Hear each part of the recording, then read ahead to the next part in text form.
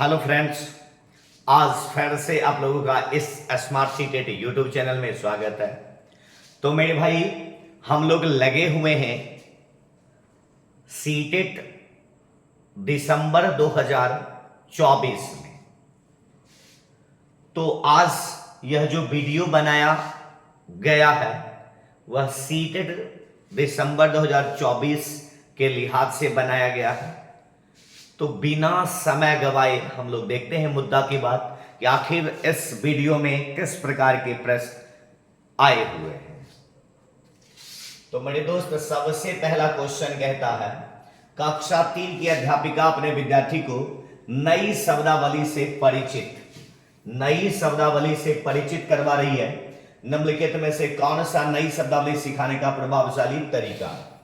तो कह रहा है कि आप नई शब्दावली जब सिखाओगे बच्चों को तो किस प्रकार के तरीके का प्रयोग करोगे? कह रहा है अध्यापिका बच्चों को शब्दों को टूस परिभाषा, तो एनसीएफ परिभाषा की बात को खारिज करता है। अध्यापिका स्थिति विशेष के अनुसार शब्द का अर्थ समझने की कोशिश करे। अध्यापिका समझने की कोशिश करे। अध्यापिका श्याम पट पर शब्द का अर्थ लिखे और शिक्षार्थी को उसे याद करने दे। अध्यापिका शब्द के विलोम शब्द बताए बच्चों को अर्थ बताए। विलोम शब्द, ठीक है। अध्यापिका विशेष स्थिति के अनुसार उस शब्द के अर्थ समझने की कोशिश करें, ठीक है। तो सबसे बेहतर घटक क्या होगा मेरे भाई? तो विकल्प नंबर बी आपका आंसर हो जाएगा, ठीक है। आगे देखिएगा, कह रहा है कक्षा 2 के विद्यार्थी एक कविता गा रहे हैं। यह मेरी नाक है, यह मेरा कान है। यह कविता गाते समय शरीर के जिस अंग का नाम लेते हैं उस अंग को स्पर्श भी करते हैं। मतलब मेरे दोस्त क्या, यह मेरी नाक है, यह मेरी कान है, यह मेरे आंखें हैं, यह मेरे बाल हैं। जब इस प्रकार की क्रिया आप हम लोग करते हैं तो हम बोल भी रहे हैं, अंग का भी प्रयोग कर रहे हैं। इसको समग्र भौतिक प्रतिक्रिया के अंतर्गत रखा जाता है। तो कह रहा है कि संप्रेषणात्मक भाषा शिक्षण है, ठीक है। यह क्या हो जाएगा मेरे दोस्त? समग्र भौतिक प्रतिक्रिया। इसका मतलब क्या हुआ? तो हम भाषा का भी प्रयोग कर रहे हैं और अपने हाथों के अंगों का भी प्रयोग कर रहे हैं। इसी को कहते हैं समग्र भौतिक प्रतिक्रिया, ठीक है। देखेगा, कह रहा है एक दादी नानी अपने घर में छोटे बच्चों को पाठ्य पुस्तकों से कहानी पढ़कर सुनाना पसंद करती है। क्या कह रहा है सो देखिएगा, पाठ्य पुस्तक से कहानी स्वयं पहले पढ़ती है, फिर बच्चों को सुनाना पसंद करती है। कह रहा है कि इस तरह से वह उन्हें पुस्तकों एवं नए विचारों से परिचित करवाती है और बच्चे भी इस प्रक्रिया में सक्रिय रूप से संलग्न रहते हैं। इस तकनीक को किस रूप में जाना जाता है? ठीक है, मतलब क्या, दादी या नानी जो भी है घर के बुजुर्ग व्यक्ति, वह पहले पुस्तक से कहानी पढ़कर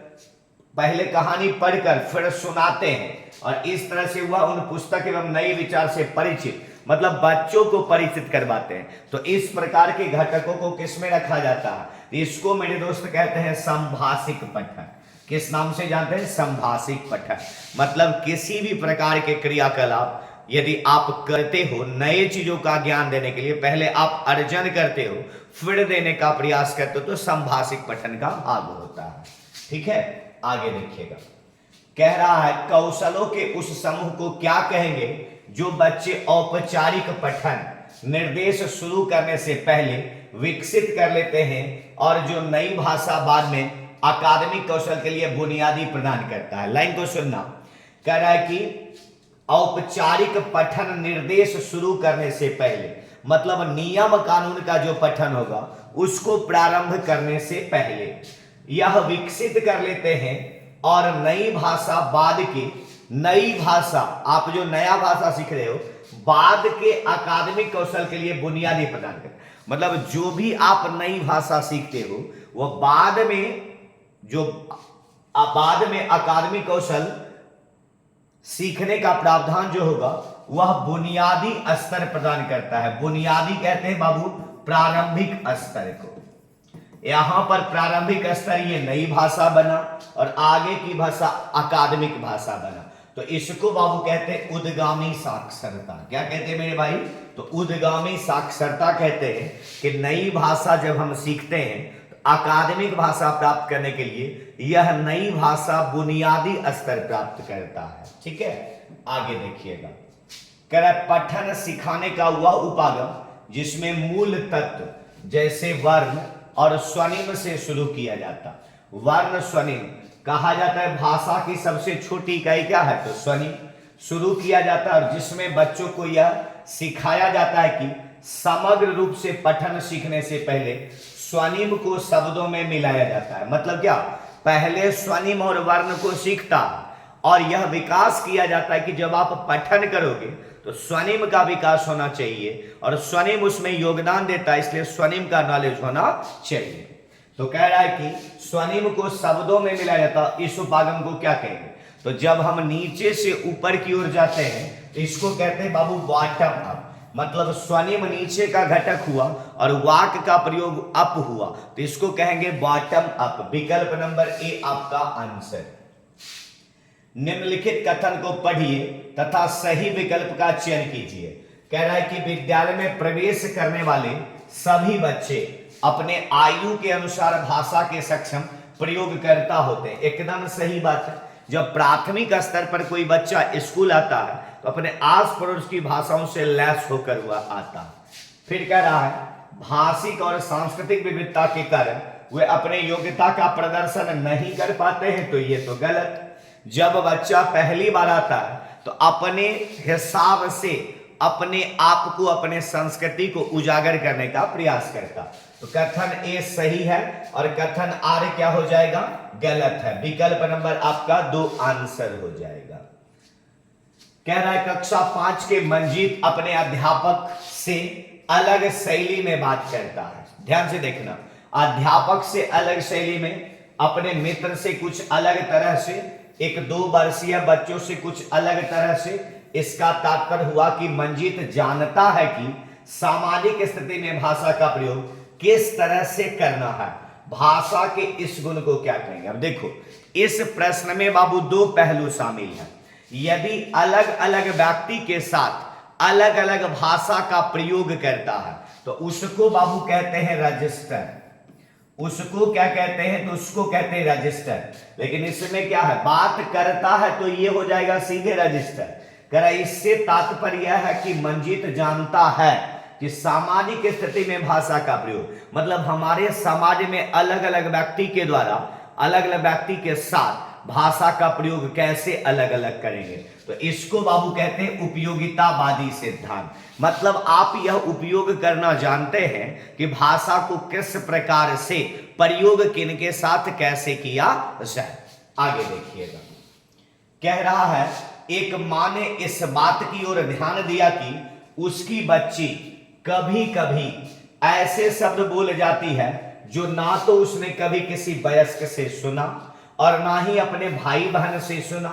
इस बात को लेकर वह भ्रमित है कि उसका मानना है कि बच्चे अपने परिवार और आसपास के परिवेश में लोगों का अनुकरण करके भाषा सीखते हैं। मतलब एक कोई बच्चा है और उसकी मां सोचती है कि हम तो घर में प्रयोग नहीं करते हैं इस प्रकार के लैंग्वेज का, लेकिन परिवेश से जरूर ही अनुकरण किसी का किया है।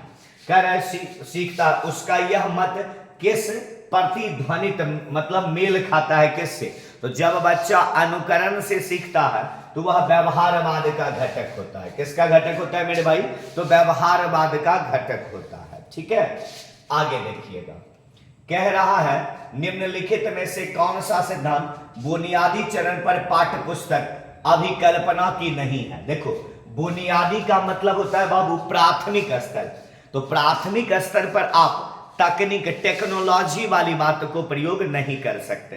तो इसका आंसर क्या जाएगा बाबू, तकनीक सिद्धांत का प्रयोग हम बुनियादी स्तर पर नहीं करेंगे। ठीक है, आगे देखिएगा, कह रहा है कौन सा उपागम विधि बच्चों को भाषा की कक्षा में उनकी अपनी सहजात मतलब मातृभाषा का प्रयोग करने के लिए प्रोत्साहित नहीं करती है।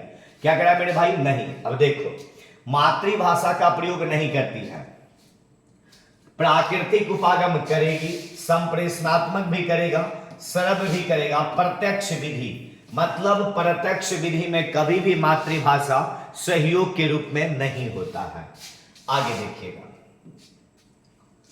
निम्नलिखित में से कौन सा साक्षरता शिक्षण उपागम अक्षरों और ध्वनि के बीच संबंधित कर क्या करता है? मेल। क्या कह रहा है? साक्षरता अक्षर और ध्वनि के बीच संबंध पर बल देता, तो ध्वनि विज्ञान निर्देश होता है। क्या होता है बाबू? ध्वनि विज्ञान निर्देश। विकल्प नंबर 4 आपका आंसर। कक्षा 3 की अध्यापिका ने अपने शिक्षार्थियों से कहा कि वे अपने सहपाठी से सकना शब्द प्रयोग, देखिएगा, सकना शब्द के प्रयोग की योग्यता से संबंधित 5 प्रश्न पूछें। क्या कह रहा है? 5 प्रश्न पूछे, जैसे कि क्या तुम तैर सकते हो? गतिविधि का यह प्रकार क्या है? तो देखिएगा, फिर से देखिएगा, कह रहा है कि विद्यार्थी से कहा कि अपने सहपाठी से सकना शब्द का प्रयोग करें। तो आप जब प्रयोग कीजिएगा, 5 प्रश्न भी पूछा गया। तो कह रहा है कि मौखिक प्रवाह का अभ्यास किया जा रहा, कह रहा है नियंत्रित भाषा किया जा, स्वच्छंद रूप से बोलने का प्रयास किया जा। मतलब क्या? स्वच्छंद का मतलब खुला, हम एक शब्द दिए और आपको इस शब्द के अनुरूप अपने आप से बोलना, तो इसका क्या होता है बाबू? स्वच्छंद रूप से बोलने का विकास होगा। ठीक है, देखिएगा, प्राथमिक स्तर पर भाषा सीखने की सर्वश्रेष्ठ विधि क्या है? बच्चों के साथ कविता गाना, बच्चों को कहानी सुनाना, बच्चों को पाठ्य पुस्तक पर वीडियो कार्यक्रम दिखाना, बच्चों के भाषा प्रयोग के विविध अवसर देना। तो क्या हो जाएगा? विविध अवसर देना। विकल्प नंबर 4 आपका आंसर हो गया। बच्चे प्रारंभ से ही एक भाषी होते हैं, द्विभाषी होते हैं, क्या होगा? बहुभाषी होते हैं। प्रारंभिक स्तर से क्या होते हैं बाबू? बहुभाषी होते हैं। कह प्राथमिक स्तर पर शिक्षा का माध्यम होना चाहिए, हिंदी होनी चाहिए, अंग्रेजी होनी चाहिए, उर्दू होनी चाहिए, क्या होना चाहिए? तो मातृभाषा में होनी चाहिए। ठीक है, तो चलिए आज हम लोग सीटेट के इस नए वीडियो में देख रहे हैं कि आप लोगों के लिए हमने 15 क्वेश्चन लेकर आया, और सीटेट का वीडियो भी अब एक दिन बाद, एक दिन भी हो सकता, प्रत्येक दिन भी हो सकता है, यूट्यूब पर आपको सारा वीडियो मिलेगा। तो जो लोग मेरे भाई जुड़े होंगे वो अपडेट हो जाइए, जो नए होंगे और यदि अभी तक इस चैनल को सब्सक्राइब नहीं किए हैं, यदि आपको अच्छा लगता हो, आप जुड़ना चाहते हैं, तो अभी तुरंत इस चैनल को सब्सक्राइब करें, लाइक करें और अपने दोस्तों में शेयर जबरदस्त करें।